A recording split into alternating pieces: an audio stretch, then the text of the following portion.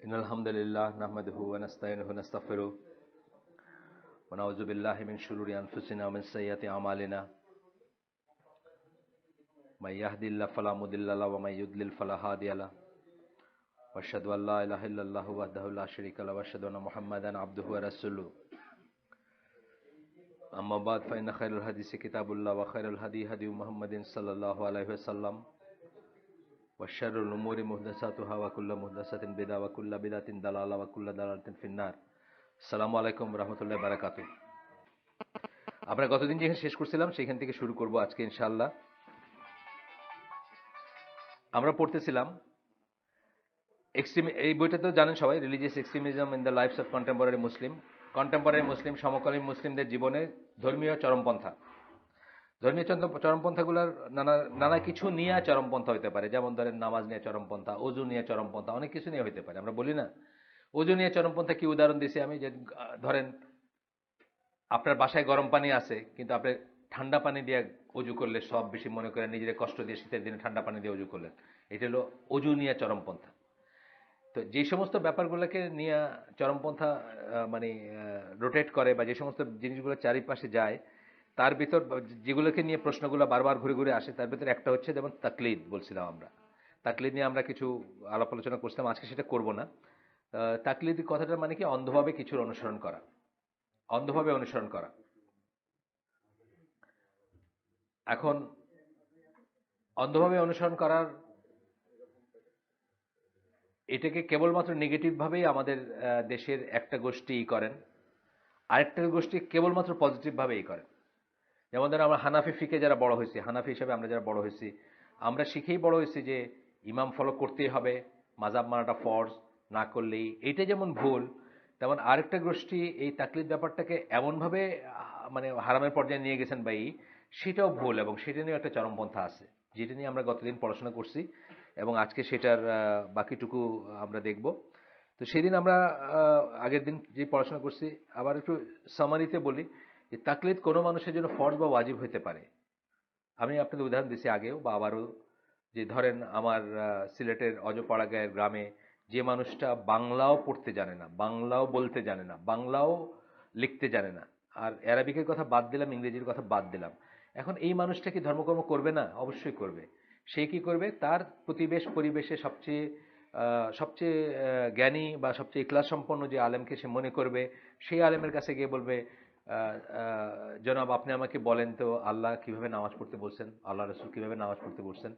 তখন ওই লোক যদি তাকে দেখায় যে নাভির নিচে এইভাবে হাত রেখে নামাজ পড়তে, সে সেটাই করবে, সেটাই তার জন্য এনাফ, অথবা টেম্পোরারিলি এনাফ, এবং তার পরিবারকেও সে সেটা করতে বলবে। কালকে একটা প্রশ্ন করছে শান্তিনগর হালাকায় একজন, যে এই যে আমার নামে যে মিথ্যা করলো, সে জাহান্নামে সিট বানায় নিল। কথাটা হয়তো মিথ্যা হইতে পারে, ওই হুজুর যেটা বলছে সেটা সত্যি নাও হইতে পারে, কিন্তু তার জন্য সে নিষ্পাপ, যেহেতু তাকে আল্লাহ ক্যাপাবিলিটি দেন। লা ইউকাল্লিফুল্লাহু নাফসান ইল্লা উসাহা, ইম্পসিবল ক্যানট বি ডিমান্ডেড। সে যেহেতু তার উপায় নেই, সে তার জন্য ঠিক আছে, এবং তার জন্য ফরজ ওয়াজিব যে সে কাউকে জিজ্ঞেস করে সেই মতো করে কাজ করবে, টিল তার জ্ঞান অর্জন করার একটা সুযোগ আসবে বা সক্ষমতা আসবে বা অবস্থা আসবে। সে চেষ্টা করে যাবে যে আরো শুদ্ধ জানতে, কিন্তু তার জন্য ওটা জায়েজ আছে, এবং নিজের পরিবারকেও ওটার উপর আমল করানো তার জন্য জায়েজ আছে। ঠিক আছে? তো এটা আমরা বলছি আগে। আবার ধরেন আবু বকর জাকারিয়া ভাই, মদিনার পিএইচডি, আকিদার পিএইচডি, উনি কুতুববাগের মহফিলে গিয়া বলেন যে কুতুববাগের হুজুর যেটা বলছেন ওইটাই ঠিক, আমি আর কিছু বুঝতে চাই না। ওনার জন্য এটা হারাম। ওনার জন্য হারাম কেন?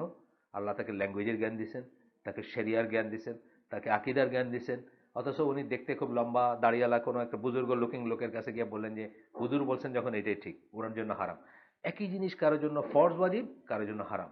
আর মাঝখানে আছে আপনার আমার মতো লোক, আমাদের জন্য কখনো এটা জায়েজ হবে, কখনো এটা জায়েজ হবে না। ডিপেন্ড করে কি কি লেভেলে গেলেন আপনি। আপনার লেভেলের বাইরে চলে যাচ্ছে, আপনার জন্য ঠিক আছে, আপনি নিতে পারেন। এটা নিয়ে আমাদের পড়াশোনা আজকের গতদিন ছিল। আমরা আজকে যেটা বলতেছিলাম যে ইজমা নিয়ে, তাকলিদ নিয়ে মোটামুটি আমরা এই করছি। ইজমা নিয়ে কথা হচ্ছে যে ইজমাকেও চরমপন্থীরা বলতে চায় যে ইজমা জায়েজ না, বা ইজমাও এক ধরনের তাকলিদ, ইজমাও এক ধরনের, এমনকি সো মাচ সো দ্যাট কেউ বলছে যে ইজমাটা হচ্ছে মানে ইজমার উপর যে ইজমাকে দলিল হিসেবে নিবে, বা ইজমার ভিত্তিতে যে একটা কিছু করে ফেললো without going to the root বা দলিল না জেনে, সে আসলে কাফের পর্যন্ত ফতোয়া দিচ্ছে চরমপন্থীরা। মানে এইটা নিয়ে আমাদের পড়াশোনা আজকে। তো ইজমা নিয়ে হচ্ছে চারটা ব্যাপার আমরা দেখবো, তিনটা ব্যাপার দেখবো। প্রথম হচ্ছে মিনিং অফ ইজমা, ইজমার মিনিং কি। সেকেন্ড হচ্ছে ইজমা, যে এগুলো আমরা পড়ছি, জাস্ট আমরা টাচ করে যাব, পড়ছি আগে। সেকেন্ড হচ্ছে ইজমা, মিনিং অফ ইজমা মানে কি। ইজমা হচ্ছে কনসেনসাস, মানে মেজরিটি বা সবাই যার উপরে একমত, সবাই বা মেজরিটি। এখন সবাই বলতে কি বোঝায়, এটা ভোটাভুটির ব্যাপার না, এটা পপুলারিটির ব্যাপার না।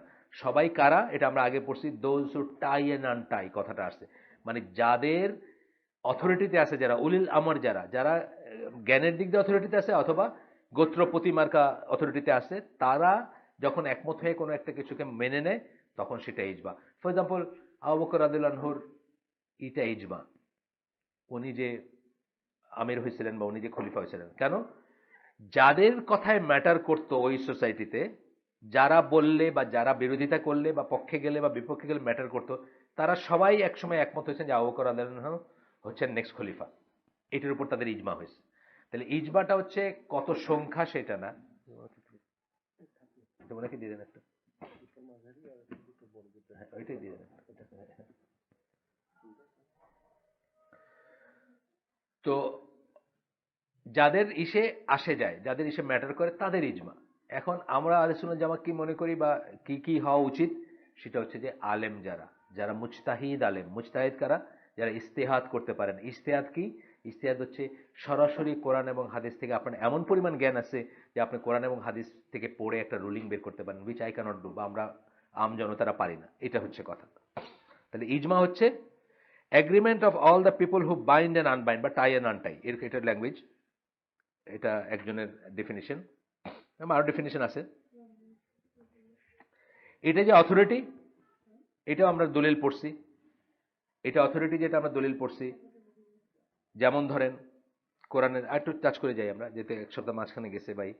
কোরআনের এই আয়াতটা সূরা নিসার 115 নম্বর আয়াত, যে আল্লাহ রসুল সাল্লাহ সাল্লামের সাথে যে কন্টেন্ট করবে, মানে প্রতিযোগিতা করবে, বিরোধিতা করবে বা মুখামুখি হবে বা ই করবে, even after guidance has been plainly conveyed to him, এবং যখন আমাকে গাইডেন্সটা প্লেনলি কনভে করা হয়েছে, মানে আমি জানি এটা কি, তারপরে আল্লাহ রসুলের বিরোধিতা করব, প্রশ্ন করব, তাকে চ্যালেঞ্জ করব বা তার বিরুদ্ধে গিয়ে কথা বলবো।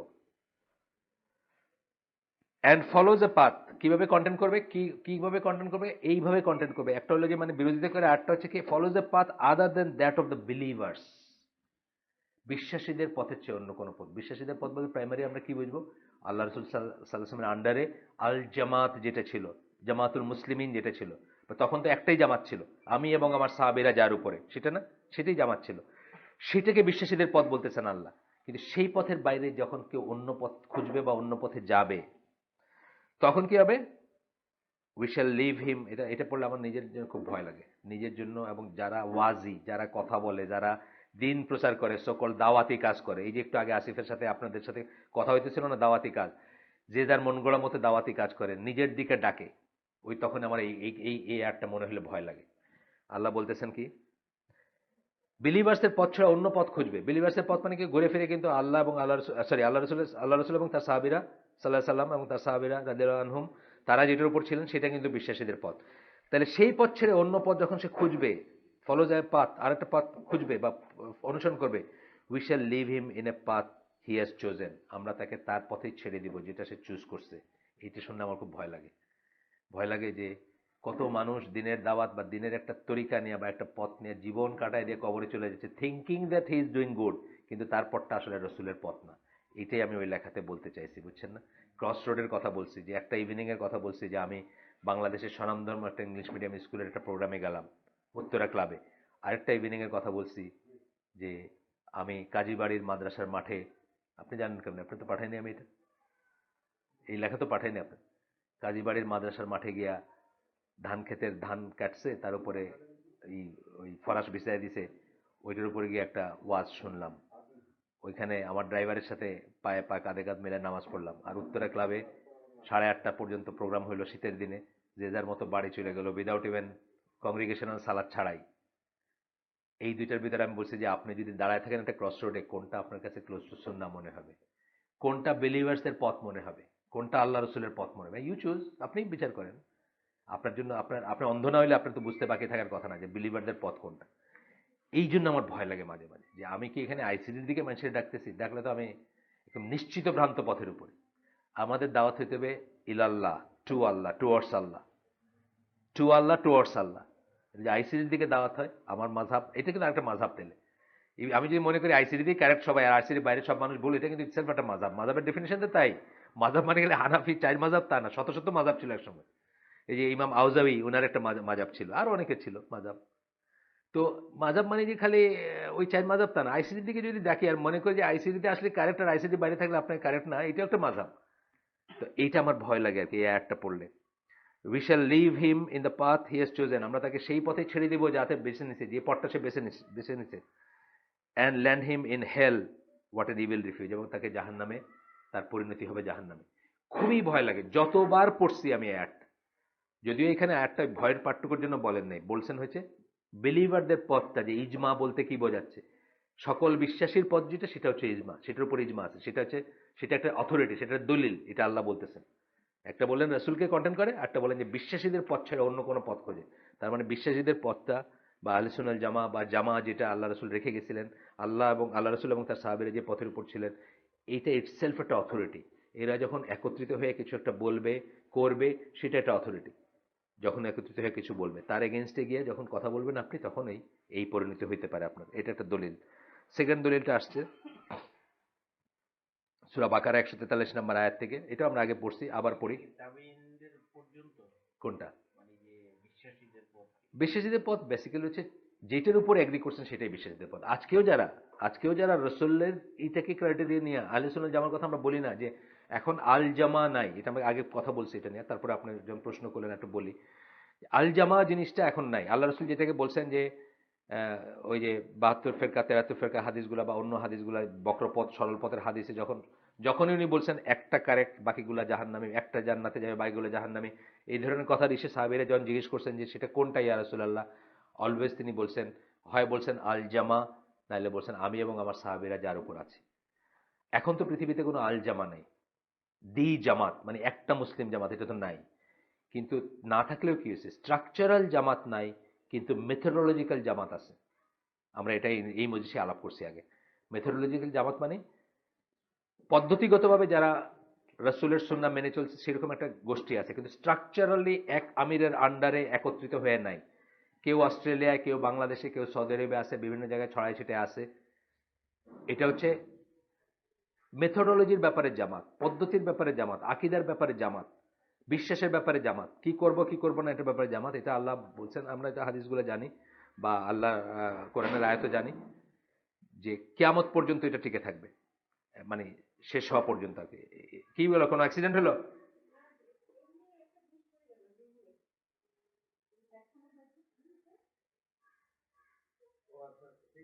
প্রজেক্টর,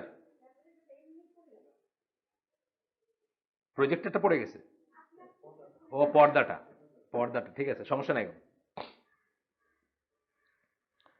তো আপনার কি বলে, স্ট্রাকচারাল জামাত নাই, কিন্তু পদ্ধতিগতভাবে জামাত আছে। আমি এটাকে অনেক সময় বলি যে একজন বলছিল যে আমরা হচ্ছে পানির বিন্দুর মতো, একটা বিন্দু এখানে, একটা বিন্দু এখানে, একটা বিন্দু এখানে আছে, কিন্তু সব পানির বিন্দুগুলো মিলাই দিয়ে একটা বড় পানির বাবল হয়, তারা আলাদা থাকে না। এইভাবে মেথোডোলজিক্যাল জামাত আছে, কিন্তু স্ট্রাকচারাল জামাত নাই। এই পথটা যেটা, এই মেথোডোলজিক্যাল জামাত বলতে কি, যারা সবসময় খোঁজ করতেছে আল্লাহ এবং আল্লাহ রসুলের সাহাবী এবং আল্লাহ রসুল কিসের উপর ছিলেন, কিভাবে খাইছেন, কিভাবে পড়ছেন, কিভাবে হালাকা করছেন। এই যে বললাম একটু আগে যে উইচ ইজ সুন্নাহ, মানে যে টিচিং গুলো বললাম না, আপনার সাথে আলাপ করলাম, যে এটা কি দেখে আল্লাহ রসুলের কথা মনে হয় আমার, না মনে হয় না।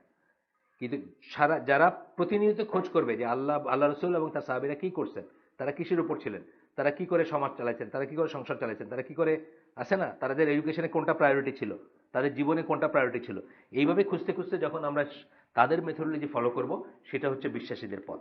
সেই পথের উপর তাদের ইজমা আছে, বা সেই জিনিসের উপর তাদের ইজমা আছে, সেই ব্যাপারগুলোর উপর তাদের ইজমা আছে, তাই না?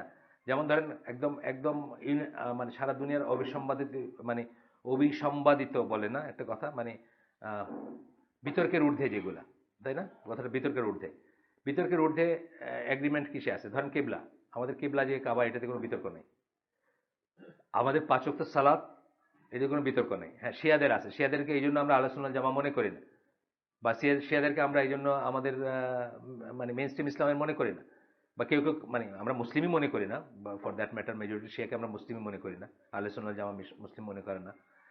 কিন্তু যে জিনিসগুলোর উপর কোনো বিতর্ক নেই, সুদ হারাম বিতর্ক নাই, পোর্ক হারাম বিতর্ক নাই, ব্যবচার করা যাবে না বিতর্ক নাই, এগুলো সব হলো ইজমা পয়েন্ট, মানে এগুলো অলরেডি ডিসাইডেড হয়ে গেছে। ইজমা মানে যে এটা নতুন কিছু হইতে হবে তা না, ইজমা কিন্তু বেসড অন কোরআন এন্ড সুন্নাহ। কিন্তু ইজমার ব্যাপারটা ফিরে যেতে হবে কোরআন এবং সুন্নায়, অথরিটি কিন্তু ওইখানে যেতে হবে। আমরা কি শরিয়ার 4টা অথরিটি এখানে পড়ছি না? 4টা অথরিটি, প্রথম হচ্ছে কোরআন, সেকেন্ড হচ্ছে সুন্নাহ, 3 নাম্বার হচ্ছে ইজমা। এই 3টের ব্যাপারে কারো কোনো বিতর্ক নাই মুসলিম উম্মায়। 4 নাম্বারটার ব্যাপারে বিতর্ক আছে, যেটা হচ্ছে কিয়াস বা এরকম আরো কিছু আছে, ইস্তিহসান বা অন্য জিনিস আছে, এগুলোর উপর বিতর্ক আছে, কিন্তু প্রথম 3টার উপর নাই। তাহলে এইটা হচ্ছে বিশ্বাসীদের পথ বলতে এটা বোঝাচ্ছে। আরো একটা জায়গা আসতেছে, অথরিটি। ইজমা যে অথরিটি, মানে বিশ্বাসীরা বা আহলে সুন্নাত জামাত রসুলের মতো করে যারা চলবেন, যারা রসুলের পথের উপর আছেন, রসুলকে যারা মডেল মনে করবেন, রসুলের সুন্নাহ যারা খোঁজ করবেন, এবং যখনই জেনে যাবেন যে এটা সুন্নাহ, তার বাকি গায়ের সুন্নাহ জিনিসটাকে ত্যাগ করবেন সুন্নাহর ফেভারে, এই যে মেথোডোলজি যারা ফলো করে, তাদের কথাই বলা হচ্ছে। এখানে আরেকটা আয়াত আসতেছে, এই আয়াতটা আপনারা নেক্সট যখন কোরআন পড়বেন, যদি তেলাওয়াত করতে বা তাফসির পড়তে শুরু করেন, খুব ভালো করে পড়বেন। এটা কিন্তু অনেক বড় একটা মানে বিষয়েরই, মানে এখান থেকে অনেক কথা আসে, অনেক ব্যাপার আসে। উম্মাতান ওয়াসাতান কথাটা আল্লাহ ইউজ করছেন যে সূরা বাকারার 143 নম্বর আয়াতে, কেবলা পরিবর্তনের যে আয়াতটা, ওই আয়াতটাতে এই কথাগুলো আসছে। আল্লাহ বলতেছেন, এটা সেকেন্ড পার্টটাতে বলতেছেন, বা এই অংশটাতে বলতেছেন, thus we have made you an উম্মা জাস্টলি ব্যালেন্সড। এভাবেই তোমাদেরকে এভাবেই তোমাদেরকে আমরা বলতে আল্লাহ নিজের কথা বলতেছেন, আমরা তোমাদেরকে একটা জাস্টলি ব্যালেন্সড, ব্যালেন্সড মানে কি, সমন মানে আনব্যালেন্স মানে কি, যেটা আনস্টেবল বলতে পারেন, যেটা যেটা সঠিক না বলতে পারেন, যেটা জাস্ট না বলতে পারেন, সুবিচারক না বলতে পারেন, যেটা সঠিক না, মানে আসলে ব্যালেন্স কথা মানে বুঝি না আমরা। এইভাবে তোমাদেরকে আমরা মধ্যপথ মানে ব্যালেন্সড একটা করছি, মধ্যপন্থার উম্মত বলে অনেক বাংলায়, কিন্তু এখানে একটু একটু কথা আছে, পরে বলবো। That you might witness over, you might be witness over nations, তোমরা যেন অন্য জাতির ব্যাপারে সাক্ষী হও, অর্থাৎ তোমাদেরকে দিয়া অন্য জাতিরকে বিচার করার হবে। কিয়ামতের দিন তোমাদেরকে প্যারাডাইম বানানো হবে, স্কেল। এই স্কেলের মাপে যারা 1 ফুট তারা ঠিক আছো, আর এই স্কেলের মাপে যে 1 ফুট থেকে কম তারা ঠিক নেই। কথার কথা স্কেল বলি না আমরা, যে স্কেল দিয়ে মাপা হয়, ইংরেজিতে আরেকটা কথা বলি স্ট্যান্ডার্ড, আরেকটা কথা বলি প্যারাডাইম। তোমরা হবা প্যারাডাইম বা স্ট্যান্ডার্ড, তোমাদেরকে দিয়ে অন্য উম্মাদেরকে বিচার করা হবে বা মাপা হবে। জিজ্ঞেস করা হবে, তোমাদেরকে এরা বলে নাই যে আল্লাহ আছেন? তোমাদেরকে বলে নাই রসুলের সুন্নাহ? তোমরা কি শোনো নাই? যে হ্যাঁ আমরা তো শুনছিলাম, আমরা পাত্তা দিই না, কারণ ওরা ডেজার্টে ঘুমাইতো, এই জন্য পাত্তা দেয় নাই। বলে তাহলে এখন জাহান্নামে যাও, মানে আপনাকে দিয়ে। আর আপনাকে বিচার করা হবে কি দিয়া? রসুল সাল্লাহ সাল্লাম হবেন আপনার উপর সাক্ষী। এই এত নেক্সট লাইন হচ্ছে, and the Messenger A witness over your self. এই যে উম্মাতান ওয়াসাতান, তার মানে বোঝা থেকে আমাদের উম্মাটাই একটা দলিল হিসাবে কাজ করবে, একটা অথরিটি হিসাবে কাজ করবে, একটা মাপ হিসাবে কাজ করবে, একটা প্যারাডাইম হিসাবে কাজ করবে, একটা সত্যাসত্যর মাপকাঠি হিসাবে কাজ করবে। এইটা একটা দলিল যে ইজমা, যেটাকে বললাম ইজমা যে একটা অথরিটি, সেটার ব্যাপারে। আরো একটা আছে, you are the best people raised, সূরা আল ইমরানের 110 নম্বর কুনতুম খায়রা উম্মাতিন, আপনারা জানেন এটা, তোমরা বেস্ট মানুষ, যাদেরকে রেজ করা হয়েছে মানুষের ভিতর থেকে, উম্মত তোমরা, গোষ্ঠী, জনগোষ্ঠী, যারা সৎ কাজে আদেশ দিবে, মন্দ কাজে নিষেধ করবে, এবং আরটা কি, আল্লাহ বিশ্বাস করে। 3টা গুণ বলছেন। এই জন্য মন্দ কাজে নিষেধটা কিন্তু খুব ইম্পর্টেন্ট জিনিস। কালকে আমি শান্তিনগর হালাকে বলতেছিলাম যে এই অর্ধেকটা ছাড়া আসলে হয় না। কোন একটা প্রসঙ্গে বলতেছিলাম আর কি, যে এটা এটা দেওয়া উচিত, যে এটা এটা ছাড়া আমি সুন্নাহ আমি সুন্নাহ করতে বললাম আপনাকে, কিন্তু সুন্নাহ উল্টাটা করতে নিষেধ করলাম না, এটা কিন্তু হইল না। সুন্নাহ করতে বলা, আপনার সুন্নাহকে পালন করতে বললাম বা সুন্নাহ অবলম্বন করতে বললাম, সাথে সাথে আমি বলবো যে সুন্নাহ বহির্ভূত জিনিসগুলো আপনার ত্যাগ করতে হবে। দুইটা পাশাপাশি এক্সিস্ট করতে পারে না, আজকে পাশাপাশি এক্সিস্ট করে না।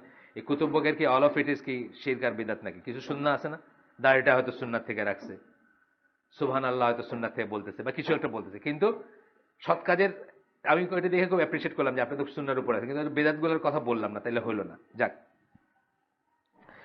এইভাবে আসছে যে ইজমা যে একটা অথরিটি, এটা আমরা দেখলাম। এখন যাব যে থার্ড পয়েন্টটা ছিল, 3টা পয়েন্ট নিয়ে আমরা আলাপ করতাম, 2টা পয়েন্ট আমরা আগের দিনই করছি। আজকে শুধু আমি একটু আপনাদের সাথে নিয়ে আরেকবার একটু ওটা কুইকলি করে গেলাম।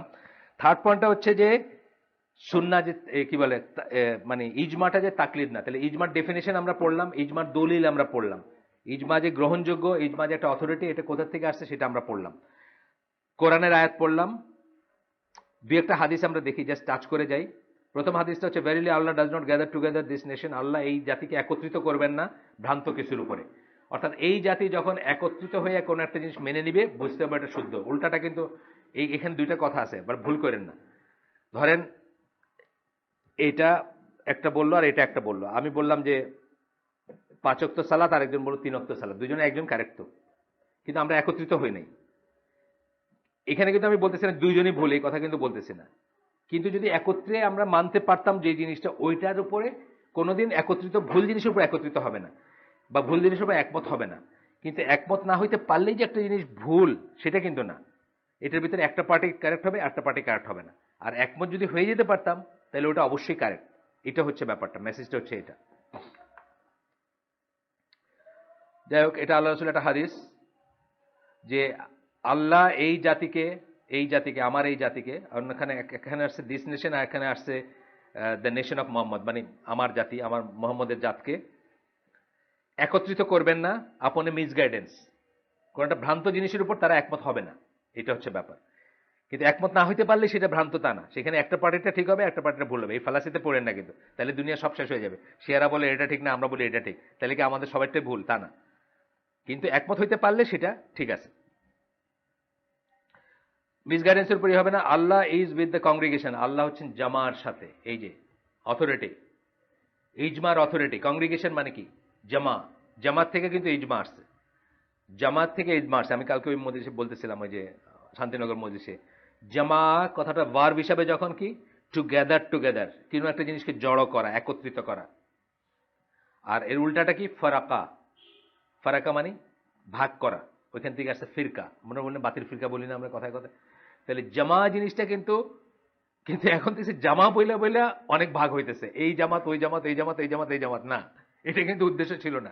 জামা কথাটা ছিল একসাথে হওয়ার, কিন্তু আপনি এক জামাত, আমি এক জামাত, ও এক জামাত, তা না। কিন্তু জামাতের একটাই সঠিক রূপ হবে, এবং একজন থাকলেও সে জামাত, একজন থাকলেও সে উম্মত, যদি সে সঠিক ইসের উপর থাকে। এখানে নাম্বারটা না। ইজমা যখন আমি বললাম, তখনও কিন্তু আবার ওই যে আগের দিন বলছে যে বাংলাদেশে সবাই মিলে শেখ হাসিনা ভোট দিয়েছে, ইজমা হয়েছে, বা শেখ খালেদা জিয়ারে ভোট দিয়েছে, ইজমা হয়েছে, ডাজন্ট মিন দ্যাট এটা একটা দলিল, বুঝছেন না?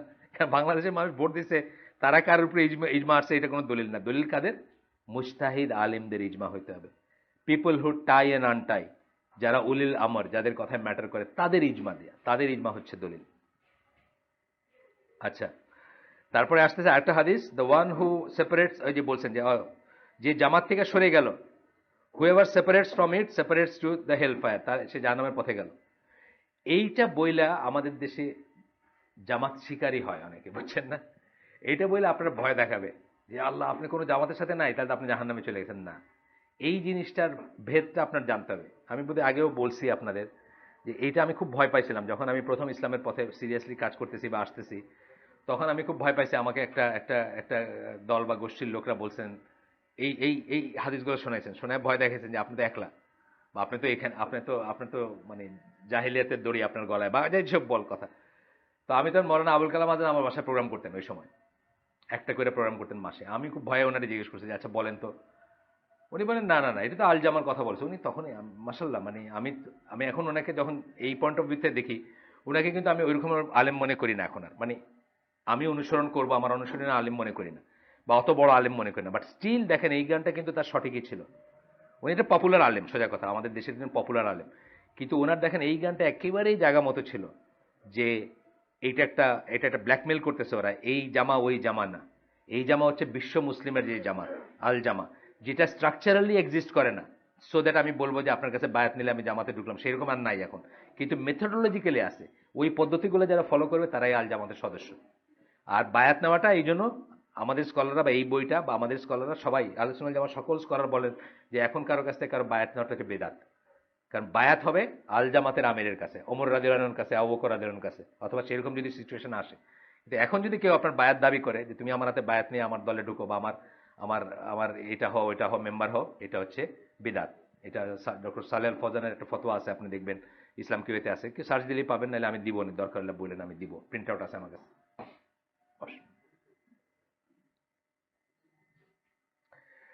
এরপরে আসতেছে আরেকটা হাদিস, তারপর আমরা চলে যাচ্ছি। Whoever wants the comfort of paradise let him stick to the congregation. যে বসেন, যে প্যারাডাইসের কমফোর্ট চায়, প্যারাডাইসে মানে জান্নাতের কমফোর্ট চায়, সেই জন্য জামাতের সাথে লেগে থাকে। এই যে জামাতের সাথে লেগে থাকা মানে কি, বিশ্ব মুসলিম জামাত বা আল জামা বা আল্লাহ রসুল এবং তার সাহাবীরা যার উপর ছিলেন সেই জামাত। এখন যখন ফিজিক্যালি সেই জামাত এক্সিস্ট করে না, আমরা সেটার মেথডের সাথে লেগে থাকবো, মেথডোলজির সাথে লেগে থাকবো, সেটার পদ্ধতির সাথে লেগে থাকবো, সেটা মানহাজের সাথে লেগে থাকবো, সেটার আকীদার সাথে লেগে থাকবো, যতদিন না হয় আবার হযরত ওমর রাদিয়াল্লাহু আনহুর মতো কেউ আসবেন, বা যতদিন সেই পজিশন না আসতেছে। যাক গেল। এখন এই ব্যাপারে ইবনে তাইমিয়ার একটা আছে। ভাই আপনি প্রথম আসলেন আজকে এখানে, আচ্ছা আপনার জন্য একটু একটু হইতে পারে, জিনিসটা একটু ভারী হইতে পারে, আপনি থাকেন ইনশাআল্লাহ আস্তে আস্তে ক্লিয়ার হবে। মানে নতুনদের জিনিস না, এটা একটু পুরানো জিনিস পড়া হচ্ছে, আপনার ইন্টারেস্টেড হয়তো নাও হইতে পারে। আর বাকি যারা তো মোরলেস আমি চিনি। আপনি কোথা থেকে আসছেন, একটু পরিচিত হয়ে আমি আচ্ছা মানে কার কার খবরে? আচ্ছা আচ্ছা, আপনার বোন আমাদের এখানে আসে, আগে আসেন? আচ্ছা আচ্ছা, বসেন। আমরা আজকে পড়তেছিলাম যে যে বিষয়টা একটু বলি আপনাকে তাইলে, যে শরিয়ত যেটাকে বলি, ইসলামী রুলিং যেগুলো বা লজ যেগুলো বা নিয়ম বা জীবন ব্যবস্থার জন্য আহ, তিনটা অকাট্য অথরিটি আছে। একটা হচ্ছে কোরআন, একটা হচ্ছে সুন্নাহ, একটা হচ্ছে ইজমা। ইজমাটা কি? যেটার উপর ঐক্যমত্য বলতে পারি, ইজমা সোজা বাংলা। কাদের ঐক্যমত্য? মুজতাহিদ আলেম যারা, মানে যারা বড় আলেম, বা যারা মুজতাহিদ আলেম মানে যারা কোরআন সুন্নাহকে, কোরআন পড়ে হাদিস পড়ে সরাসরি রুলিং ডেরাইভ করতে পারেন, তারা যখন একটা বিষয়ের উপরে একমত হন সেটাকে আমরা বলি ইজমা। এবং ওই একমতটা হওয়াটা কোরআন এবং সুন্নাহর বিপক্ষে যাইতে পারবে না, তখন আমরা বলি যে ইজমা প্রতিষ্ঠিত হয়েছে। তো আমরা সেই ব্যাপারটাকে কোন কোন চরমপন্থী দল ইসলামের ভিতরেই তারা বলে যে এটা করা যাবে না, ইজমাটা কোনো দলিল না। আমাদের আজকের পড়াশোনাটা সেটা নিয়ে, আপনার জন্য হয়তো নতুন ব্যাপার, একটু জাস্ট ব্যাকগ্রাউন্ডটা বললাম। এখানে ইমাম শাফির একটা কোটেশন আছে। ইমাম শাফি আপনি জানেন, মানে চার ইমামেরই আমরা কাউকে খাটো করে দেখি না, কিন্তু ওনার কাজগুলা অনেক অনেক বড় ডাইমেনশন একটা কাজ আর কি। মানে যারা ওনার ওনার লেখালেখি পড়ছেন বা করেন, আপনি জানেন যে শাফির কাজ কিন্তু অনেক অনেক অনেক ওয়াইড একটা কাজ। এবং আবু হানিফার কাজটা যেমন অনেক ডেপথ আছে হয়তো, কিন্তু একটা ভিন্ন ধরনের কাজ। একদম ইনিশিয়ালি শুরু করছেন, তার জন্য ডিফিকাল্ট ছিল, তার কাছে হাদিস কম আসছে, তার বুঝছেন না, কমিউনিকেশন কম ছিল, হাদিস কালেকশন কম ছিল। কিন্তু ইমাম শাফি কিন্তু খুব একটা ক্রিটিক্যাল জাংচারে কাজ করছেন, এবং অনেক বড় একটা কাজ। ওনারও ভুল ছিল, ভুল মানুষ মাত্রই ভুল থাকবে, আল্লাহ রসুল ছাড়া আমরা কাউকে ইনফলিবল মনে করি না, কাউকে মনে করি না যে তার কোনো ভুল থাকবে না। ভুল আছে ওনার, ওনার ভুলগুলো আমরা নিব না, ওনার শুদ্ধগুলো নিব। এবং এইটাই আমাদের আলোচনা জামার একটা মেথোডোলজি বা আকিদার পয়েন্ট, যে মুজতাহিদ যারা, তারা যদি চেষ্টা করেও ভুল কিছুতে পৌঁছান, তাহলে তার জন্য একটা রিওয়ার্ড পাবেন। আর যদি চেষ্টা করে কারেক্ট কিছুতে পৌঁছান, তার জন্য দুইটা রিওয়ার্ড পাবেন। তার আমরা সমালোচনা করবো না তার ভুলের জন্য, কিন্তু তার ভুলটা আমরা নিব না। একদম বড় আলেম বলছেন বলে তার ভুলটা আমার জন্য শিরোধার্য হবে না, না। ভুলটা আমরা নিব না, শুদ্ধটা নিব যখন আমরা জেনে যাব। কিন্তু তাদেরকে অশ্রদ্ধা করব না, তাদেরকে তাদের কাজের জন্য রেকগনাইজ করব আমরা, এবং তাদের জন্য দোয়া করব আল্লাহ যেন তাদের ভুল ত্রুটি মাফ করে দেন, এবং তাদেরকে আমরা ভালোই জানবো।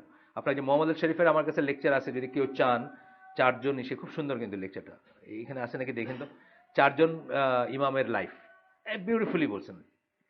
উনি কিন্তু নিজে সালাফি বা আহলে সুন্নাত জামারি, মানে মাযহাব মানেন না, কিন্তু বলছেন যে এই চারজনের কাজ ছাড়া আমাদের কোনো ফিকই নাই, আমাদের আমাদের কোনো কোনো শরীয়ত নাই, কোনো ফিক নাই, শেষ। এক কথায় শেষ করে দিচ্ছি। ইনাদেরকে আমরা যেন সমালোচনা না করি, এবং আমরা যেন অ্যাকনোলেজ করি যে তারা কত বড় কাজ করে গেছেন আমাদের জন্য। আদারওয়াইজ আমাদের সেঞ্চুরিজ ধরে কাজ করতে হতো ওই জায়গায় পৌঁছানোর জন্য। তো খুব সুন্দর লেকচারগুলো, কেউ যদি চান নিতে পারেন ইংরেজিতে, মাগরিব ইনস্টিটিউটের আমার কাছে আছে, অথবা এখানে হয়তো থাকতে পারে। এটা কিন্তু আবার আমরা ওই এখানে ওই কি বলে গায়ের মুকাল্লিদিন অথবা মাযহাব মাযহাব মানাটা মাস্ট না মনে করে যেন আমরা আবার যারা যাদের শ্রদ্ধা প্রাপ্য, যারা রেসপেক্টেড, তাদেরকে ডিসরেসপেক্ট না করি। ডিসরেসপেক্ট করাটা বেসিক্যালি ইসলামের কোনো ব্যাপারই না, ইসলামের কোনো ব্যাপারই না। আমরা দেখব শত্রুকেও আমাদের আমাদের আমাদের যারা বীর ছিলেন, তারা আমাদের শত্রুকেও কিন্তু মানে আদবের সাথে কথা বলছেন, সুন্দর করে কথা বলছেন সবসময়। তাদেরকেও দিনের দাওয়াত দিচ্ছেন, তাদেরকেও ধর্মের পথে ডাকছেন, before fighting them and killing them. দেখি না আমরা? ফাইট করার আগে প্রথমে কি করছেন? প্রথমে আল্লাহর দিনের দাওয়াত দিচ্ছেন, আসতে বলছেন দিনে, যে আসছে তাকে ভাই হিসেবে গ্রহণ করছেন তারা।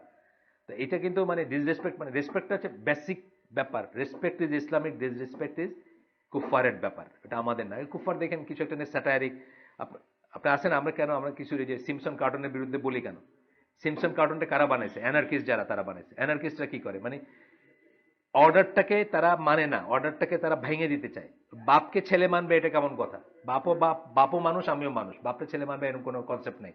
অ্যানার্কিস্টদের বক্তব্য হচ্ছে এরকম যে কোনো অথরিটি নেই, তুমি টিচার, তোমার অথরিটি কেন? তুমিও যা আমিও তাই, তোমার কাছে আমি শিখতেছি, কালকে তুমি আমার কাছে শিখবা। ইসলামের অর্ডারটা তো তা না। ইসলামের কতগুলো অথরিটি আছে। প্রথম অথরিটি আমরা কি বলি? সবচেয়ে বড় অথরিটি কি? মুসলিম শাসকের যে অথরিটি, যদি থাকে মুসলিম স্টেট বা খিলাফত বা যাই বলেন, তার অথরিটি হচ্ছে নেক্সট টু গড। একইভাবে বাপ মায়ের অথরিটি হচ্ছে নেক্সট টু গড আমাদের জন্য, সন্তানদের জন্য। আবার হাজব্যান্ডের অথরিটি ওভার ওয়াইফ হচ্ছে নেক্সট টু গড। এগুলো হচ্ছে অথরিটি, এগুলো হচ্ছে চেইন। একটা বাসায় আমিরকে হাজব্যান্ড, তারপরে নেক্সট কে মা, তারপর, বুঝছেন না ব্যাপারটা? অর্ডারগুলো, এই অর্ডারগুলো বা অথরিটির চেইনগুলো এসেনশিয়ালি ইসলামিক এবং সাংঘাতিক রকম ইসলামিক। এগুলো যেন আমরা কখনো ডিফাই না করি বা হাসি ঠাট্টা না করি, বুঝছেন না? এই অথরিটির এই ব্যাপারগুলো দেখে কিন্তু একটা, আমি একটা বইয়ের কথা বলছি আপনাদের অনেকবার, এ হার্ট টার্ন ইস্ট, কেউ সুযোগ পাইলে বইটা পড়েন। একজন ইহুদির লেখা বই, ওর নাম হচ্ছে অ্যাডাম লেবর, হাঙ্গেরিয়ান ইহুদি। সে থাকে হচ্ছে ইংল্যান্ডে। সে বসনিয়ান যুদ্ধের সময় বসনিয়া কাভার করছিল, সেইখান থেকে তার মনটা মুসলমানদের ব্যাপার স্যাপার দেখে খুব গলে গেছে, সেই বইটা লিখছে। তো সে একটা ইমপ্রেস হয়েছে কি, সে একটা যে লক্ষ লক্ষ মানুষ একটা কমান্ডে তাদের হাঁটু গেড়ে বসে যেতেছে একসাথে, মানে এটা মানে মানে এরা যদি আল্লাহকে অ্যাকনোলেজ করে, শুধু এরাই করে, দুনিয়ার কেউ করে না, এইটা বলতে চাইছে সে। মানে এই জিনিসটা তার খুব সুন্দর লাগছে। ওই যে লোকটার কমান্ডে এরা যে হাঁটু গেড়ে বসলো, ইজন্ট ইট অথরিটি? এই কমান্ডের একটা অথরিটি আছে না? যেমন আপনার একটা ভিডিওর কথা বলি, একটা ভিডিও জাস্ট কয়েক সেকেন্ডের ভিডিও বা কয়েক মানে মিনিট খানেক বা একটু বেশি হইতে পারে। ওই মসজিদুল হারামের একটা দেখাচ্ছে তারাবির আগে, ঈশান নামাজের পরে তারাবি শুরু হওয়ার আগে মানুষজন একটু চিটচাট করে, এটা একটু পানি টানি খাইতেছে, সব ছড়াই ছিটে আসে 30 লক্ষ লোক। তো প্রশ্ন করতেছে এখানে যে এই লোকগুলাকে ডিসিপ্লিন ভাবে সারিবদ্ধ করতে কতক্ষণ সময় লাগবে, জিজ্ঞেস করতেছে পয়লা। তো কাফের টাফের যারা, তারা তো বলতেছে এগুলো কি সম্ভব নাকি? এগুলো 30 লাখ লোক, কেউ পানি খাইতেছে, কেউ গাছ চুলকাইতেছে, কেউ হাঁটতেছে, ছেলে আছে, মেয়ে আছে, বাচ্চা আছে। তারপরে দেখা গেল সুদায়েসের কণ্ঠে ইস্তাউ, ওই যে বলে না একটা শুরু করার আগে, জামাত শুরু করা আছে, 30 সেকেন্ডের ভিতর 30 লক্ষ লোকের সারিবদ্ধ হয়ে গেল, রেডি ফর সালাত। এইটা দেখে একজন মুসলমান হয়ে গেছে কাফের, এইটুক দেখে শুধু। যে আমাদের এইটা কত অথরিটিটা কত বড় চিন্তা করেন। 30 লক্ষ লোককে আপনি একটা একটা শব্দ দিয়ে আপনি সারিবদ্ধ করে ফেলতে পারতেছেন 30 সেকেন্ডের ভিতরে। সো অথরিটিটা কিন্তু এসেনশিয়ালি ইসলামিক। অথরিটি মানাটা অফকোর্স কারেক্ট, অথরিটি মানা, এবং অথরিটির না মানা বা অ্যানার্কি যেটাকে আমরা বলি, বিশৃঙ্খলা বা শৃঙ্খলার এগেনস্টে যাওয়া, সেটা কিন্তু অ্যান্টি ইসলামিক জিনিস। ইসলামী লাইফটা, একটু আগে আমি ভাইদের বলতেছিলাম, আমাদের লাইফটা রেজিমেন্টেড লাইফ। এই জন্য মোমেন বান্দার জন্য পৃথিবী কারাগার স্বরূপ। আমারও মাঝে মাঝে কষ্ট হয় মনে, রোজ গত এত বছর ধরে রোজ আমি এই সময়টা ঘুমাইতে পারি নাই। নজবিল্লা, আমি সেইভাবে বলতেছি না, হইতে পারে কখনো মনে হইতে পারে যে আমার এই কাফেররা কি সুন্দর 10টায় উঠতেছে, 11টায় উঠতেছে, 1টায় উঠতেছে, সকালে ছুটির দিন কাটাইতেছে। আমি তো গত এত বছর ধরে 40, 30, 50 যত বছর যার হয়েছে আপনাদের, আমি তো রোজ এই সময়টায় উঠতে হয়, সূর্যের সময়টায়। সূর্য যে উঠে এই সময়টাতে আমি কোনোদিন ঘুমাই কাটাতে পারি না, তাই না?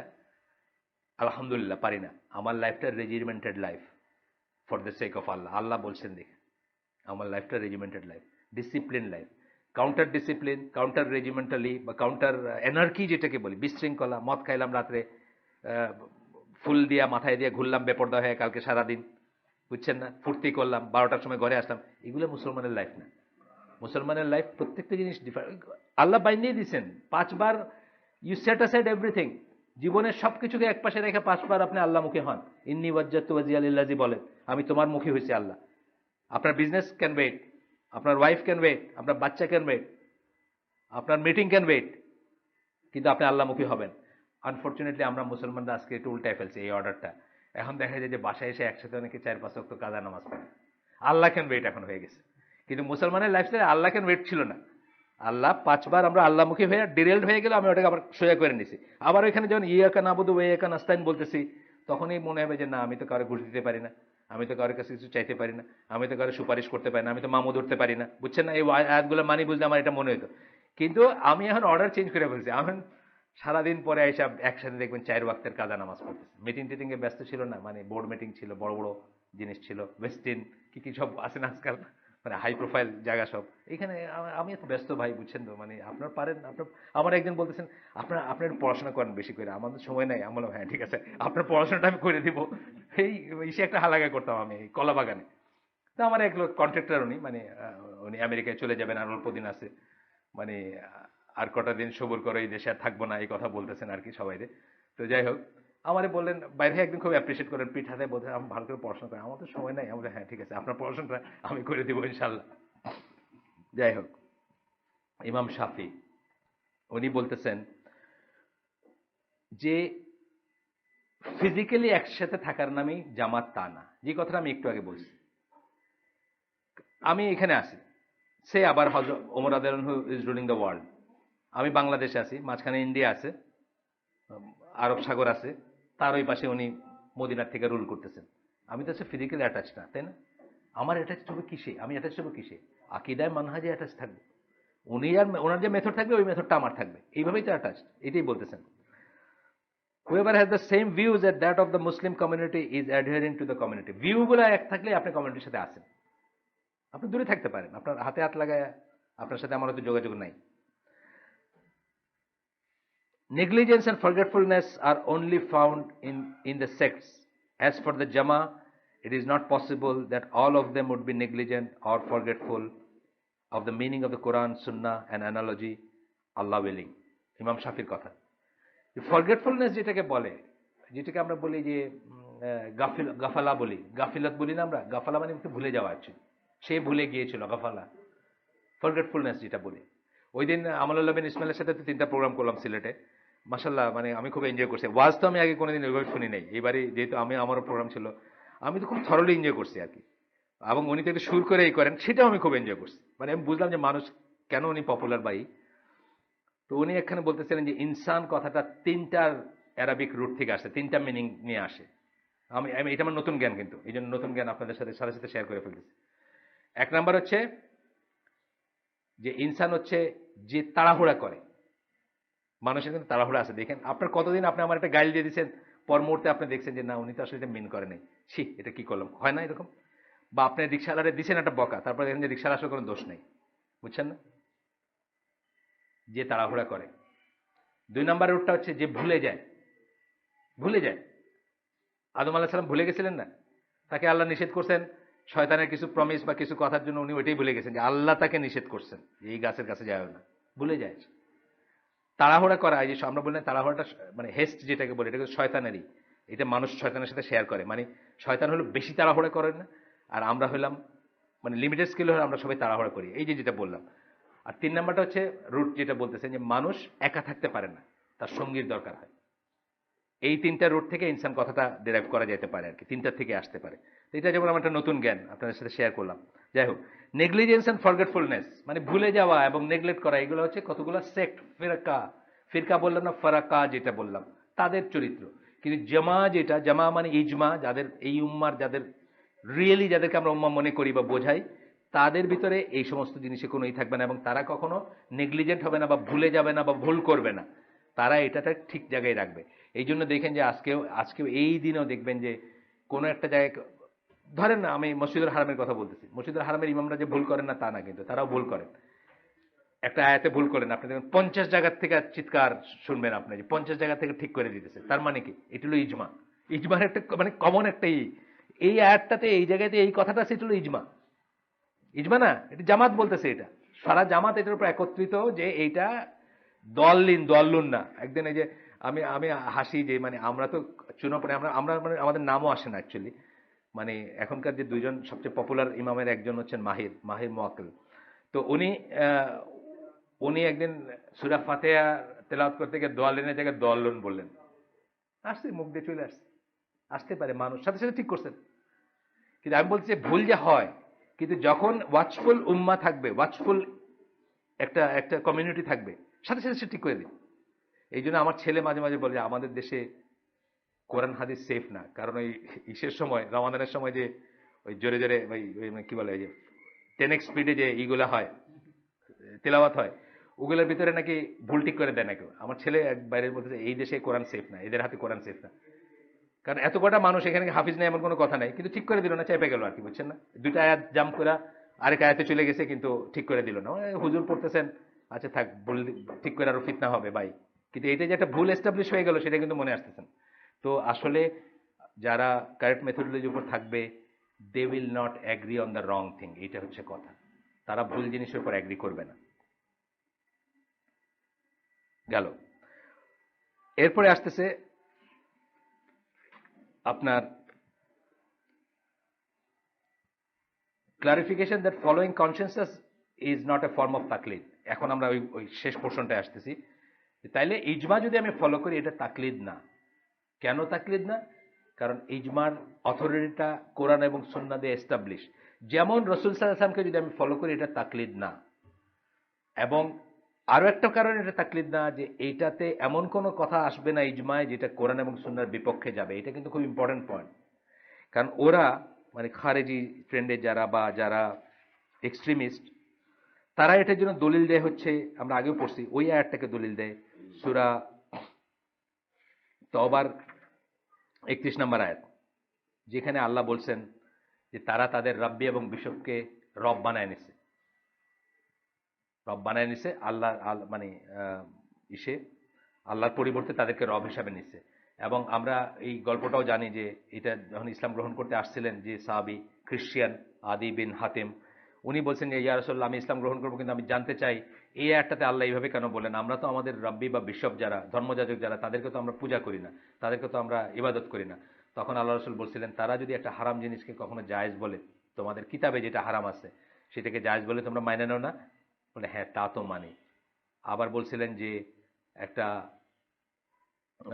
হালাল হালাল জিনিসকেও যদি তারা হারাম করে দেয় সেটাকেও তোমরা মেনে নাও না? যে হ্যাঁ তা তো মানি। এইটাই হচ্ছে রব বানায় নেওয়া। তাহলে ইজমা বলতে কিন্তু কোরআনে আসছে একটা বৈধ জিনিসকে অবৈধ করার ইজমা না, অথবা কোরআনে একটা অবৈধ জিনিস আছে সেটাকে বৈধ করার ইজমা না। যেমন সিলেটিদের ইজমা আছে মেয়েদেরকে সম্পত্তি দিতে হয় না, এটা এই ব্যাপারে সিলেটিদের ইজমা আছে। কিন্তু দিস ইজমা ডাজন্ট কাউন্ট, বিকজ কোরআনে আল্লাহ স্পষ্টত বলছেন মেয়েদের সম্পত্তি দিতে হবে। সুতরাং ইজমা বা মানে মানে এইটার সাথে ওইটা তুলনীয় না। খারেজিরা বা যারা এক্সট্রিমিস্ট তারা যে বলতেছে এই আয়াত দিয়ে যে এই আয়াতে কি বলা হয়েছে যে তাদের কিতাবে আছে একটা জিনিস হারাম, অথচ তাদের মোল্লা মৌলবীরা এটাকে হালাল বানায় দিতেছে।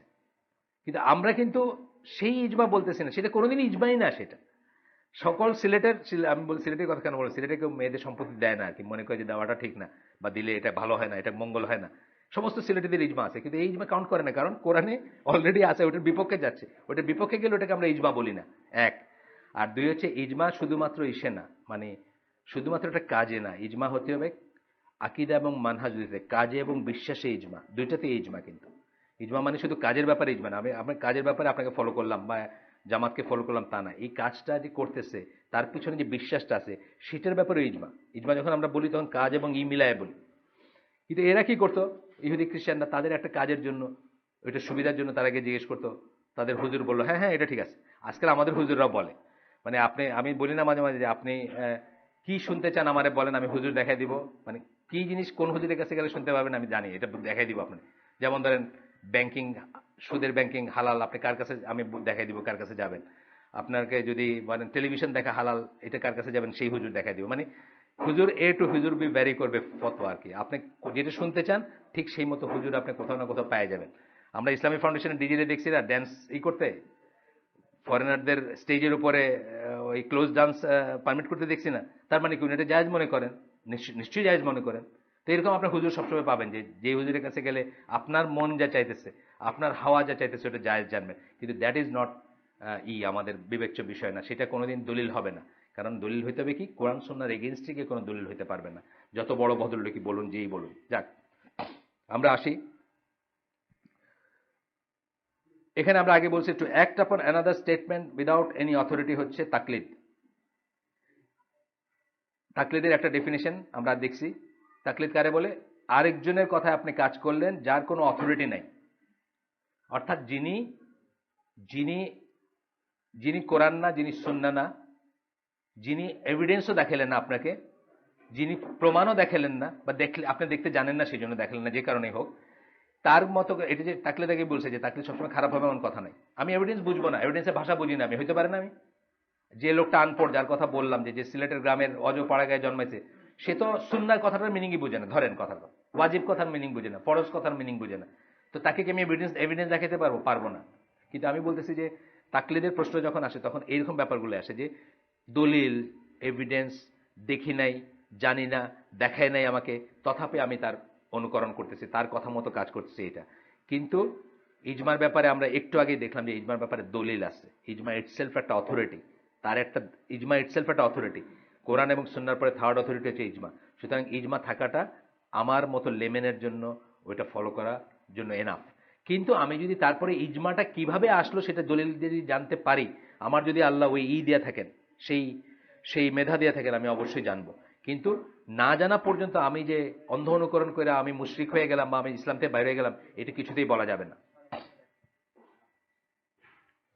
আচ্ছা, গেল। ইজমা হচ্ছে রাসূলের সুন্নাহর মতো সিমিলার একটা জিনিস। রাসূলের সুন্নাহ যেরকম প্রশ্ন তুলি না আমরা যে রসুলকে অন্ধ অনুকরণ করবো আমরা, এটা তো তাকলিদ হয়ে গেল। বলি নাকি? কেউ বলি না আমরা, তাই না? কারণ আমরা জানি যে আমাদের উম্মাতে একজন মানুষকে যদি আমরা ব্লাইন্ডলি ফলো করতে পারি, উনি হচ্ছেন মুহাম্মদ সাল্লাল্লাহু আলাইহি ওয়াসাল্লাম, উইদাউট কোয়েশ্চেন যেটা।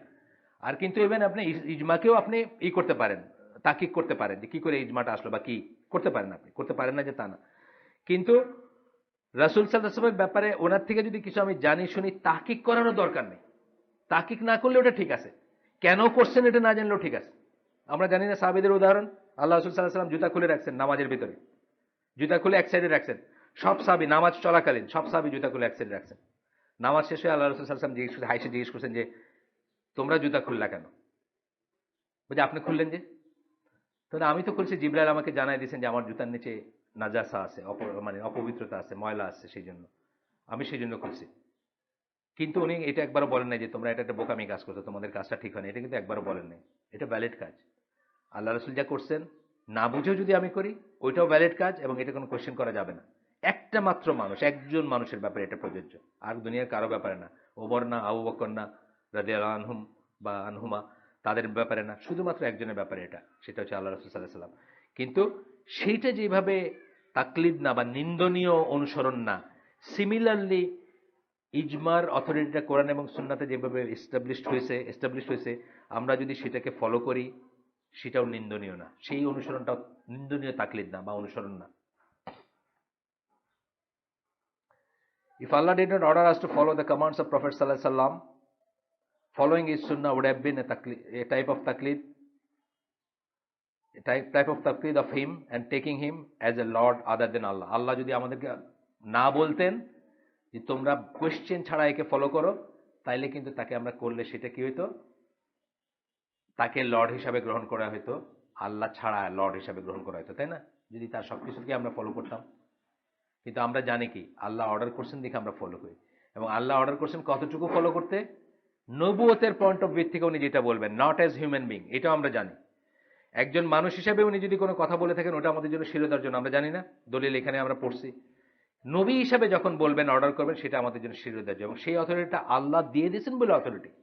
যদি আল্লাহ না দিতেন তাহলে অথরিটি না। ঠিক আছে কথাটা? একইভাবে ইজমার অথরিটিটা আল্লাহ দিয়ে দিয়েছেন বলে অথরিটি, আল্লাহ না দিলে এটা অথরিটি হতো না। 2 নাম্বার, রাসূল সাল্লাল্লাহু আলাইহি ওয়াসাল্লামের একটা আসতেছে, মানে কনসেনসাস সম্বন্ধে রাসূল সাল্লাল্লাহু আলাইহি ওয়াসাল্লাম কথা বলতে গিয়া, ইজমা সম্বন্ধে বলতে গিয়া ইবন তাইমিয়ার একটা কোটেশন আসতেছে এখানে, one never finds an agreed upon point except that there must have been some clarification from the messenger of Allah সাল্লাল্লাহু আলাইহি ওয়াসাল্লাম। ইজমা যেসব পয়েন্টগুলোতে হয়, এগুলা দেখবেন, পড়াশোনা করলে আপনি দেখবেন যে এইগুলার ক্লারিফিকেশন আসবে আল্লাহ রাসূল সাল্লাল্লাহু আলাইহি ওয়াসাল্লাম থেকে। যেমন ধরেন তারাবির নামাজটা মুসলিম উম্মাহ কংগ্রিগেশনে পড়ে, জামাতে পড়ে, দলিল কোত্থেকে আসছে? আল্লাহ রসুল থেকে আসছে। উনি জামাতে পড়ছেন, কন্টিনিউয়াসলি পড়েনি কিন্তু পড়ছেন।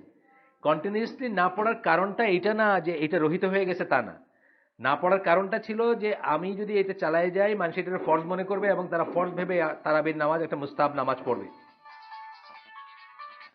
সেই জন্য তিনি এটাকে কন্টিনিউ করেন নাই।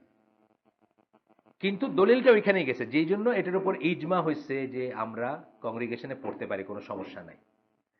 প্রত্যেকটা ইজমার কিন্তু পয়েন্ট ফিরে যাবে ওইখানে। আপনারা যদি পড়াশোনা করেন আপনারা দেখবেন কোরআন কম্পাইলেশনের ব্যাপারে বা অন্য জিনিসের ব্যাপারে তারা রুটে গিয়ে দেখছেন যে এটা বেসিক্যালি পারমিটেড জিনিস, কিন্তু কোনো একটা কারণবশত আল্লাহ রসুল রহিত করছেন, সেই কারণটা এখন আর নাই। যেমন ফরজের আর ওয়াজিবের, ফরজ কিছু একটা ফরজ করার দরজা বন্ধ হয়ে গেছে না, ওয়াহির দরজা বন্ধ হয়ে গেছে না। এখন যদি সাহাবীরা এটাকে সারা দুনিয়ার সবাই যদি একসাথে মিলাও কংগ্রিগেশনে পড়েন, এটা ফরজ হবে না কোনোদিন, কারণ এটা ফরজ স্ট্যাটাস হওয়ার উপায় নাই। তখন তারা আবার এটা শুরু করছেন, ইজমার ভিত্তিতে শুরু করছেন, কিন্তু দলিলটা নিছেন কিন্তু ওইখান থেকে।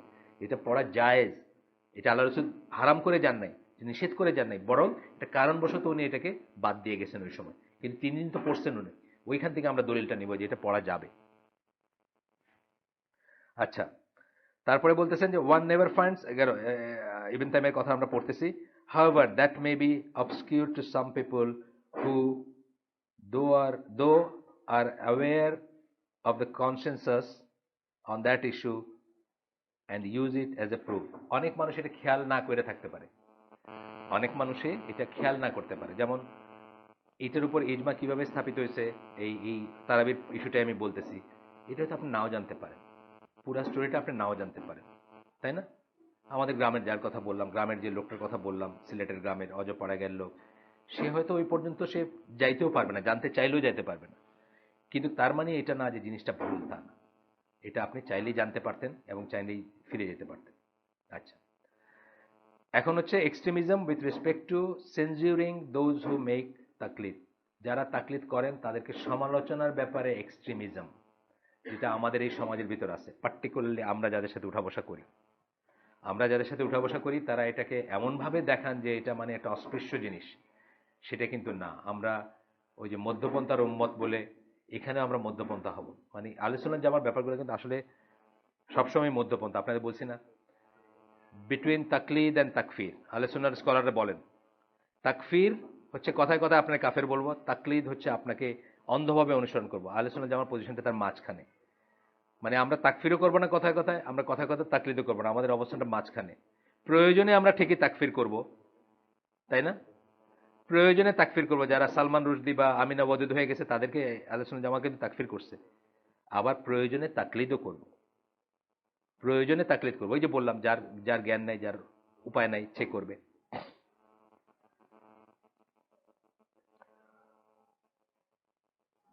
আর তাকলিদ করলে do not declare them those who make তাকলিদ অ্যাজ ডিসবিলিভার্স। আমরা তাকলিদ করলেই মানুষকে কাফের বলবো না, আহলে সুন্নাত জামাত বলবে না। দিস ইজ বিকজ তাকলিদ ইটসেলফ ইজ নট কুফর। তাকলিদ ইটসেলফ কুফর না, কি পয়েন্টে কিভাবে তাকলিদ করলেন তার উপর এটা কুফর হইতে পারে, কুফর না হইতে পারে। তাকলিদ ইটসেলফ ইজ নট কুফর। যেমন রাজার বাগির কথায় বা দেওয়ান বাগির কথায় যে তার পায়ে সেজদা করতেছে, হি ইজ ডুইং এ কুফর, বিকজ এই তাকলিদ হচ্ছে কুফর, কারণ একটা কুফর হচ্ছে, তাই না? বিশ্বাস, আকিদা, মানহাজ দুইটাই কিন্তু কুফর। আকিদা হলো কি, আল্লাহ ছাড়া কাউকে সেজদা করা যায়, তাহেরুল কাদরিকে সেজদা করা যায়, দেওয়ানবাগিকে সেজদা করা যায়, আকিদা। মানহাজ কি, সেজদা করলো সে, তাইলে এই তাকলিদটা হচ্ছে কুফর। কিন্তু তাকলিদ ইটসেলফ কুফর না, এক কাউকে অনুসরণ করাই কুফর না। অনুসরণ করা বললাম না আমি, ফরজও হইতে পারে, ওয়াজিবও হইতে পারে, কারোর জন্য ফরজ, কারোর জন্য ওয়াজিব, কারোর জন্য হারাম হইতে পারে, আমরা দেখব পরে আরো। Final ruling is determined by what the follower is following the other person in. কি বিষয়ে আপনি আদার পার্সনকে ফলো করলেন সেটার উপর আপনার ডিপেন্ড করবে আপনার তাকলিদটা কুফর কিনা। কিন্তু তাকলিদ ইটসেলফ কুফর না, ফলোয়িং ইটসেলফ কুফর না।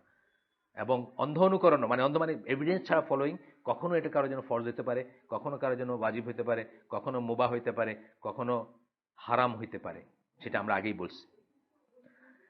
ইবন আব্দুল বার, তার একটা পড়বো আমরা, মালিকি স্কলার ছিলেন, বড় স্কলার ছিলেন। যারা তার নাম শোনেন নাই বা জানেন নাই বা জানেন না তাদের জন্য, উনি আপনার এই 5ম শতাব্দীর মানুষ, ইসলামী 5ম শতাব্দীর মানুষ, অফকোর্স 4র্থ 5ম মিলায়, মানে 4র্থ শতাব্দী ওনার জন্ম এবং 5ম শতাব্দী উনি মারা গেছেন। উনি স্প্যানিশ স্কলার, স্প্যানিশ অরিজিনের, আন্দালুসিয়া, আমাদের এককালের আমাদের ইসলামী ল্যান্ড অফ ইসলাম, সেটারই উনি। এবং বড় মাপের স্কলার ছিলেন এবং বেশ স্ট্রিক্ট শ্রেণীর স্কলার ছিলেন। যাই হোক, টিচার ছিলেন, জাজ ছিলেন ইত্যাদি। জাজ হওয়াটা আগে স্কলারদের একটা ব্যাপার ছিল, আপনি জানেন। এখনো কিন্তু সৌদি আরবে, এখন তো সৌদি আরবে আপনার লয়ে পিএইচডি করে এসে জাস্টিস হতে পারবেন না। আপনাকে কি করতে হবে, শরিয়ার সকল ডিসিপ্লিনে আপনার জ্ঞান থাকতে হবে। সৌদি আরবে জাজ হওয়ার শর্ত হচ্ছে এটা। মানে এটা আমার কাছে খুব হাস্যকর মনে হয় যে আমরা ওদের মানে জুডিশিয়ারি সিস্টেম নিয়ে করি, সমালোচনা করি, উইদাউট নোয়িং যে পৃথিবীর সবচেয়ে মানে মানে মানে প্রজ্ঞাবান মানুষগুলা হচ্ছে ওইখানকার জাজ, যারা নামাজ পড়াইতে গিয়ে কোরআনের সূরা পড়তে ভেবে করে কাইন্দে দেয়। সে ওই যে ওনার নাম কি, সালাহ আল বদির বা সালাহ আল বুদায়, যাই হোক, মদিনার যিনি মদিনার একজন খতিব আর কি, উনি কিন্তু জাজ। এবং উনি দেখবেন কোরআনের একটু সফট গুলো পড়তে গিয়ে একদম হাউমাউ করে কাইন্দে দিচ্ছেন এর ভিতরে। মানে তারা যখন জাজ করেন, তারা যখন বিচার করেন, literally they feel that they are in front of the eyes of Allah. এইভাবে তারা জাস্টিসটা করতে পারেন বা করেন। আপনার এই মদ খাওয়ার, সাইড পয়সার জন্য মেয়ে মানুষের সাথে গিয়া রাত কাটায় আসে, এইসব জাজরা এগুলো করতে পারবে? আপনি স্কাইপির স্ক্যান্ডাল শোনেন নাই? সবাই শুনছে বাংলাদেশে। এই জাজের সাথে ওইসব জাজের কোনো তুলনা হয়?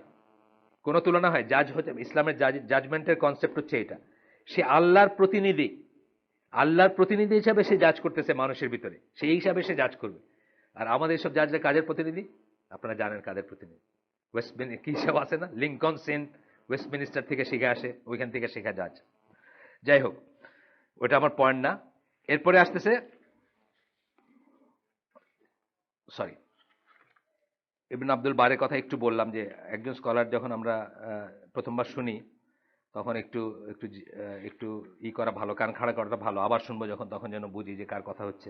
অ্যাকচুয়ালি স্কলারদের নামে আমরা জানি না, মানে আমরা আমরা আমরা যে জন্য ট্র্যাপে পড়ি, আমরা একজনের কথা শুনে বাহ কি সুন্দর কথা বলে, কি সুন্দর কথা বলে, বুঝছেন না? আমরা তো আসলে চেনটাই জানি না, কোন চেন দেওয়ার দিনটা আমাদের কাছে আসছে এইটা জানি না, আমরা দূর এই কি, বুঝছেন না ব্যাপারটা? আমাদের ভুল শুদ্ধ, যাই হোক, একটা কিছু একটা সুন্দর করে বক্তৃতা দিল। আল্লাহ রসুল সাল্লাহ সাল্লাম এই জন্য কি করছেন, বক্তৃতাকে সিহরের সাথে তুলনা করছেন, জাদুর সাথে তুলনা করছেন।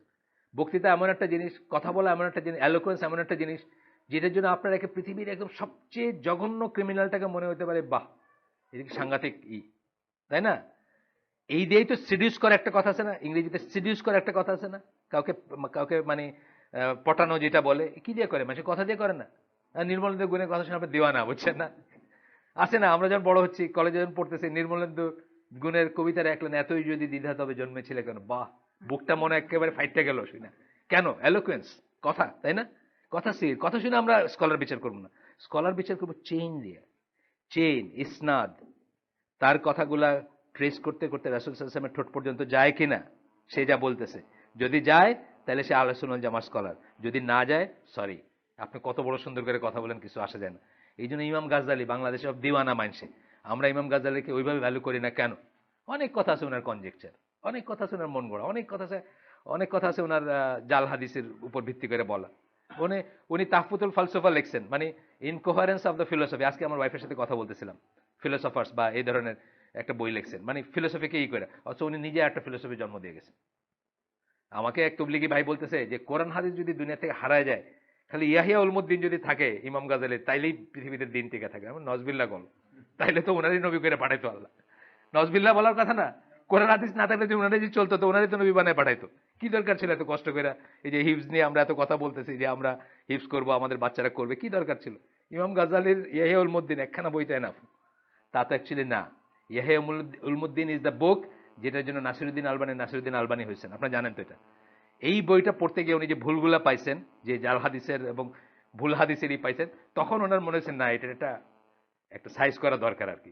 এই এই কিন্তু উনি পড়াশোনা করতে শুরু করলেন এই লাইনে, and that made him Nasiruddin Albani. এই বই দিয়ে শুরু ওনার জীবনের যাত্রা আর কি, মানে এই ইসের এই পথের যাত্রা আর কি, যে সহি শুদ্ধ হাদিসের উপরে যে কাজগুলো করে গেছেন উনি। আলহামদুলিল্লাহ, উনি আমাদের আমাদের মতো লেমেনদের জন্য বিরাট কাজ করে গেছেন। আমরাও আজকে একটা বই খুলে বলতে পারি না না এই হাদিসটা নেওয়া যাবে না, কারণ এটা এটা সনদ সহি না, এটা সহি না। আলবানী এটাকে সহি বলে নাই, এটা একটা দলিল, এবং এটাও কিন্তু একটা ফর্ম অফ তাকলিদ। কিন্তু এই তাকলিদটা ব্লেম ওয়ার্ডি তাকলিদ না। কেন? ওই পর্যায়ের দলিল তাহকিক করার যোগ্যতা আপনার নাই, কিন্তু আপনার জ্ঞান মতে Nasiruddin Albani is the best scholar around, এবং আপনি তারটা নিচ্ছেন। কিন্তু আপনি যদি কখনো তার ভুল বুঝে ফেলেন, আর আপনার জন্য জায়েজ নাই তারটা মানা। আছে এরকম ব্যাপার আছে না? আমরা এখানে আমাদের এই এই হালাকায় বা আমাদের আইসিডি কেন্দ্রিক মানুষরা নাসিরুদ্দিন আলবানী বেশ ভ্যালুয়েবল একজন স্কলার মনে করে, কিন্তু স্টিল ওনার সবকিছু কি আমরা মানি নাকি? না। উনি বলছেন যে যেখানে এক জামাত হয়ে গেছে ওখানে আরেক জামাত হবে না, যে মসজিদে এক জামাত হয়েছে ওখানে আরেক জামাত পড়া যাবে না। আমি তো পড়ি, এই ব্যাপারে ওনার এটাকে আমি সঠিক মনে করি না, অন্যটাকে মনে করি। আমি লেমেন, তারপরে আমি পড়াশোনা করে বুঝছি যে এটার ব্যাপারে অন্যদের মতটাই বেশি, মানে বেশি গ্রহণযোগ্য। ওনার একটা ফেমাস ফতোয়া আছে যে মেয়েদের নর্মাল গয়না পরাকে উনি নাজায়েজ মনে করেন। আমি তো ওনারটা মানি না। আমি মনে করি গয়না পরা ঠিক আছে। মেয়েরা সাজ নর্মাল কেন? মেয়েরা মানে মানে এর কোনো লিমিট নাই আসলে। মানে অন্য সেন্সে লিমিট আছে, কিন্তু আমি বলতে পারবো না যে আপনি ২টা চুড়ির জায়গায় ৪টা চুড়ি কেন পড়ছেন? আপনার মাত্র ২টা পড়তে হবে, এটা আমি বলতে পারবো না। তো এখানে তো আমি নাসিরুদ্দিন আলবানকে মানি না। এইটাই হওয়া উচিত যে আল্লাহ রসুল ছাড়া কেউ ইনফলিবল না। কেউ এমন না যারে আমি একেবারে ডিট্টো মানে 100% একদম করে দিব যে আপনিই যা বলছেন তা ঠিক। এইটা হচ্ছে আমরা প্রিচ করি, আমরা বিশ্বাস করি, আমরা এই মেথোডোলজি ফলো করি। শেষ করে দিব আমি এখন। এই প্যারাগ্রাফটা পড়ি, তারপরে শেষ। ইবন আব্দুল বার তারপরে তার লেখা,